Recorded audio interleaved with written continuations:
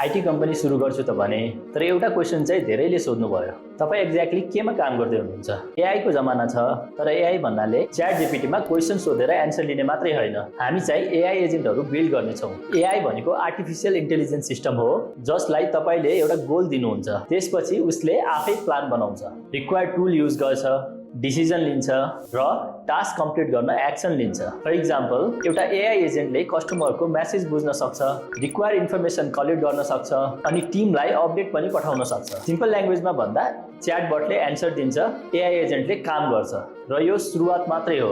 आउने समयमा कम्पनीहरूले म्यान पावर मात्र हायर गर्ने छैनन्, स्पेसिफिक कामको लागि एआई एजेन्टहरू डिप्लोय गर्नेछन्। त्यसैले हामीले बनाउँदै गरेको यो आईटी कम्पनी सफ्टवेयर मात्र होइन, हामी AI power products, AI agents, automation र इन्टेलिजेन्स बिजनेस सिस्टम बिल्ड गर्नेछौँ। अनि यो एआई सँग मात्र रिलेटेड पनि हुने छैन, टेक्नोलोजीको अरू थुप्रै ब्रान्चेसहरूसँग कनेक्ट भएर रियल बिजनेस प्रब्लम सल्भ गर्ने टार्गेट छ।